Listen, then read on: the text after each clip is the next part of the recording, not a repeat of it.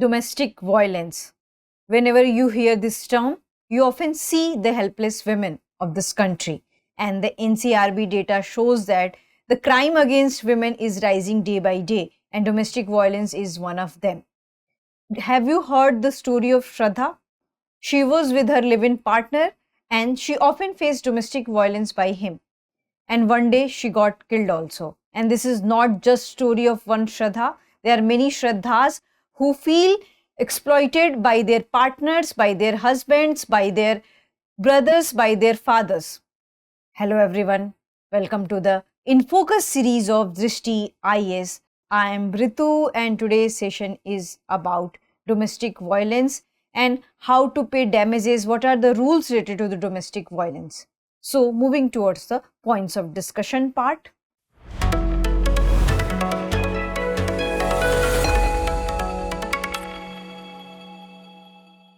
First of all, we are going to discuss the news, then we'll have a discussion on what is the law on domestic violence.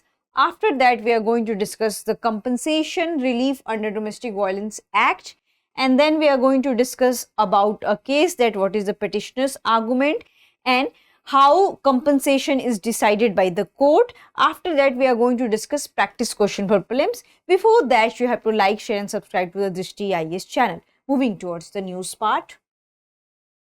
So there was a case in Supreme Court. In that case, what had happened, that the exploiter or the perpetrator has been charged that he should have to pay 3 crore to his wife. But after that, what had happened, that this case has gone to the Supreme Court, and in that case, the lawyer said that the perpetrator has not this kind of financial capacity to pay rupees 3 crore. So this was the case, and this reminded us that many of the women don't know about the Domestic Violence Act, and they keep there are many problems related to the women, and because of lack of awareness, they don't have this kind of any means to report about such incidences, and they kept silencing on such kind of the things. So it's very important to know about the domestic violence cases, and also about the acts, and also about the compensation and who provides us the compensation, what are the basis for the compensation, what are the different sections which dealt with the compensation. So this is the news. Moving to the next slide. Next slide is about what is the law on domestic violence. So there was a law on Domestic Violence Act in 2005, and that law provides the more effective protection of rights of women against the perpetrators and against their male counterparts. And this is a constitutional right, because according to the constitution we got this right. And they also this is not just limited to the wife, this is also extended to the live-in partners, to the brothers, to the sisters, to the female member of the family who are domestically related to the male counterparts. So this is the story. And what is the section 3 of this particular act? Any act, omission, commission or conduct of the respondent that harms or injures or hinders the health, safety, life, limb or well-being, whether mental or physical. So here domestic violence does not be the physical one. It has also included the sexual, verbal, mental, physical. So it has a scope of every kind of violence which is inflicted upon the women. Coming to the next one. The next one is about what are the different things which has been mentioned in Domestic Violence Act. We need to know the terms. The first term is harassing, harming, injuring, endangering the aggrieved person. An unlawful demand of the dowry, because in India dowry is so much prevalent. So this has been also included under the Domestic Violence Act. And many times we have seen that women are the victims of the dowry thing. And the law also defined aggrieved person as any woman who has been in a domestic relationship with a man. So it can be anything, not just wife or live-in partner. Coming to the next one.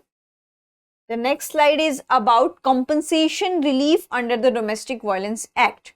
So here we will discuss section 22 and here we will discuss section 12. So first we need to know about the section 12. So section 12 allows an aggrieved person or anyone on their behalf to apply to magistrate for the compensation. And section 22 compensation orders in addition to other reliefs. So magistrate may give the compensation orders by seeing the physical injury, mental injury, and whether it can be the financial assistance or in any form. So this is the section 22 and this is the section 12. Coming to the next one. The next one is about petitioner's argument. So here the lawyer of the petitioners has raised a question that whatever the criteria and whatever the compensation has been given by the court, it is the 3 crore and the perpetrator is not having that kind of money to pay to the wife. So they have also argued that they have highlighted 2 sections here, section 20 and section 22. And according to the lawyer of the petitioner, she says that section 22 says that what is the exact injury, the compensation is based on that. On the other hand, section 20 deals with the all over the injury, and the petitioner says that whatever the judgment has been given and whatever the case has been decided, it is on the basis of section 22. So there should not be the whole compensation the perpetrator have to pay. The exact injury he has to just pay. So this is the case. And coming to the next one is about that deciding compensation, that who decide the compensation. So the courts decide the compensation. And when it comes to that, what is the criteria for deciding the compensation? So here there is a question of that the compensation should be based on the amount of injury caused to the victims, or the compensation should be based that what is the financial capacity of the perpetrator. So here there is a lots of debate in the court. Many cases decide on a different kind of parameters, and different lawyers and different judges have a different opinion onto this. And there is also, it has been studied that there is a legal gap between knowledge about that how compensation should be decided, and it is a matter of debate. So it depends upon case to case that whether it should be based on the financial injury or mental injury or physical injury, or whether it should be based on the financial capacity. Though the judges have highlighted that whatever the financial compensation is decided by the court, it is not meant to punish the perpetrator or the past crime or conflict he has done with his partner. The compensation is based, and it is meant to provide a dignity life to women who has become victim of the domestic violence. So it is not just for the punishment, it is for the dignity life provided to the women. So this is the criteria, and many times it is based on the financial capacity. If any crorepati has done domestic violence, then compensation will decide accordingly. So it depends upon case to case, and there is a more way to study onto this thing. Coming to the next one. The next one is about the question.